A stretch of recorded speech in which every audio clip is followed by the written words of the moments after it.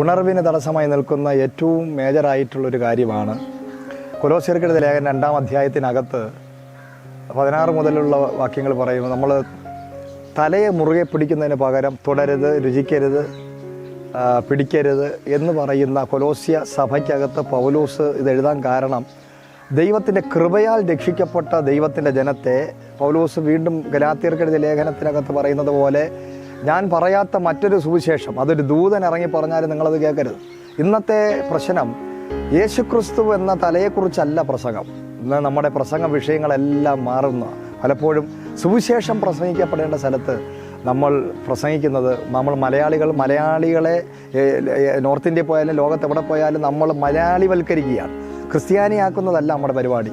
നമ്മളില്ലാത്ത ഉപദേശം, വേദ പുസ്തകത്തിനകത്ത് ഇല്ലാത്തതായ അനവധി ഉപദേശങ്ങൾ അപ്പോസ്തലന്മാർ 15-ാം അധ്യായത്തിനകത്ത് ജാതികൾ രക്ഷിക്കപ്പെട്ട് വന്നപ്പോൾ അവർ പാലിക്കേണ്ട കാര്യങ്ങളെക്കുറിച്ച് അവിടെ പറയുമ്പോൾ അവിടെ തന്നെ രക്തത്തോടു കൂടിയോ അല്ലെ ശ്വാസം മുട്ടി ചത്തോ ഇതൊന്നും കഴിക്കരുതെന്നല്ലാതെ ജാതികളിൽ നിന്ന് വരുന്നവർക്ക് മറ്റൊന്നും ബാധകമല്ല എന്ന് അവിടെ പറയുന്നുണ്ട്.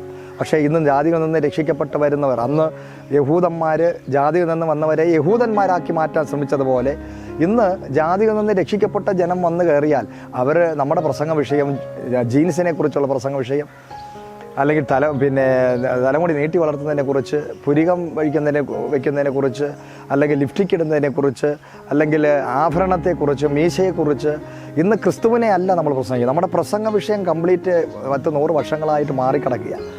നമ്മുടെ തലയെ മുറുകെ പിടിക്കേണ്ട സ്ഥാനത്ത് അവിടെ അതുകൊണ്ടാണ് റിവൈവ് വന്നത്. അതുകൊണ്ട് ഇന്ന് വെറും 5 ലക്ഷം പേര് മാത്രമേ ഉള്ളൂ കേരളത്തിനകത്ത് പെന്തക്കോസുകാർ. എന്തുകൊണ്ട് റിവൈവ് നടക്കുന്നത്? എന്തുകൊണ്ട് ജനം രക്ഷിക്കപ്പെടുന്നില്ല? കാരണം നമ്മളെ കാണുമ്പോഴേ ഭീകര ജീവികളാണെന്ന് പറഞ്ഞ് ആൾക്കാർ ഓടി രക്ഷപ്പെടുകയാണ്. കാരണം ഇവരുടെ അകത്ത് ചെന്ന് കഴിഞ്ഞാൽ TV കാണാൻ പറ്റത്തില്ല. ടിവിക്കെതിരായി പ്രസംഗിച്ചവരുടെയൊക്കെ വീട്ടിൽ ഇന്ന് വലിയ ടിവികളായി. എന്തൊക്കെ നമ്മൾ പറഞ്ഞ് പഠിപ്പിച്ചോ, എന്തൊക്കെ നമ്മൾ ചെയ്യരുത്, അരുത്, തുടരുത് എന്ന് പറഞ്ഞോ, അതിൻ്റെ 1000 മടങ്ങ് പഠിപ്പിച്ചവരുടെ വീടുകളിലും ടീച്ച് ചെയ്ത് ഉപദേശിച്ചവരുടെ സഭകളിലും വ്യക്തികളുടെ ജീവിതങ്ങളിൽ നിന്നും അവർ ചെയ്തുകൊണ്ടിരിക്കുക, അവരെ മക്കളത് ചെയ്തുകൊണ്ടിരിക്കുക. അപ്പോൾ നമ്മൾ ജനങ്ങളെ ഒരു വലിയ ഒരു നുകം അവരുടെ മേൽ കൊണ്ടുവന്ന് വയ്ക്കുന്നത് പോലെ യേശുക്രിസ്തുവിൻ്റെ നുകം ലഘുവാണ്, മൃദുവാണ്.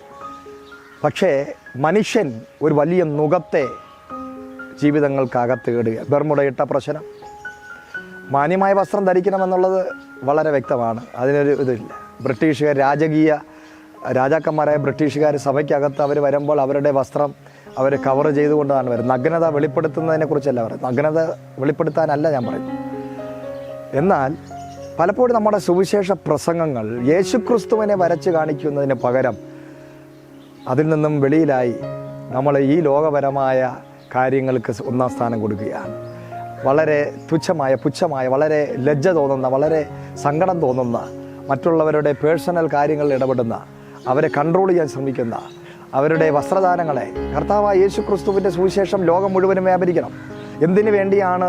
യഹൂദന്മാരുടെ ഇടയിൽ മാത്രം ഉണ്ടായിരുന്ന ഒരു വിശ്വാസ പ്രമാണത്തെ, ഒരു ദൈവത്തെ മാനവരാശിയുടെ ഇടയിലേക്ക് ഒരു സുവിശേഷം പ്രചരിപ്പിക്കുന്നതിന് വേണ്ടി തോമസ് ശ്ലീഹ കേരളത്തിൽ വന്നപ്പോൾ, യഹൂദനായ തോമസ് ശ്ലീഹ ഈ കേരളത്തിൽ വന്നപ്പോൾ എന്ത് കഴിച്ചു, എന്ത് കുടിച്ചു, എങ്ങനെ ജീവിച്ചു, ഇവിടുത്തെ കൾച്ചർ, ഇവിടുത്തെ ഫുഡ്, ഇവിടുത്തെ ഇതെല്ലാം വ്യത്യാസം. ഒരു യഹൂദനായ വ്യക്തിക്ക് എങ്ങനെയാണ് അതാണ് ഹോളി സ്പിരിറ്റ് അകത്ത് വരുമ്പോൾ, പരിശുദ്ധാത്മാവ് അകത്ത് വരുമ്പോൾ എന്ത് കുടിക്കുന്നു, കഴിക്കുന്നതിനെക്കുറിച്ചോ കുടിക്കുന്നതിനെക്കുറിച്ചോ അല്ലെങ്കിൽ ഇടുന്ന വസ്ത്രങ്ങളോ ഇതൊന്നും അല്ല. നമ്മുടെ ഏറ്റവും വലിയ പ്രാധാന്യം ജനത്തിൻ്റെ മാനസാന്തരമാണ്, ജനത്തിൻ്റെ രക്ഷയാണ്. കേരളത്തിലുള്ളവർ സാരി ഉടുക്കുന്നു, ചുരിദാർ ഇടുന്നു, പാൻറ്റും ഷർട്ടും ഇടുന്നു. എന്നാൽ ഇവിടെ നിന്ന് നേരെ UP-യിൽ പോകുമ്പോൾ, ബീഹാറിൽ പോകുമ്പോൾ, മധ്യപ്രദേശിൽ പോകുമ്പോൾ, അരുണാചൽ പ്രദേശിൽ പോകുമ്പോൾ, ഓരോ സ്റ്റേറ്റ് വിടുമ്പോൾ അവിടുത്തെ ആഹാര രീതി തന്നെ വ്യത്യാസമാണ്. പട്ടിയെ കഴിക്കുന്നവരുണ്ട്, ഉറുമ്പിനെ ചമ്മന്തിയാക്കി കഴിക്കുന്നവരുണ്ട്, പിടിച്ച മീനിനെ പച്ചയായ അതിഥികൾ വീട്ടിൽ വരുമ്പോൾ പച്ച മീൻ കൊടുക്കുന്ന അരുണാചൽ പ്രദേശ് പോലുള്ള സ്ഥലങ്ങൾ പച്ച മീൻ കഴിക്കുക, അതാണ് അവർ അതിഥി സൽക്കാരം. നമ്മുടെ കേരളത്തിലുള്ള എത്രയോ വലിയ അഭിഷിക്തന്മാർ, മിഷണറിമാർ ഓരോ സ്ഥലങ്ങളിൽ പോകുമ്പോൾ അവിടെ ട്രൈബൽസിൻ്റെ ഇടയിൽ അവർക്ക് വസ്ത്രമില്ല.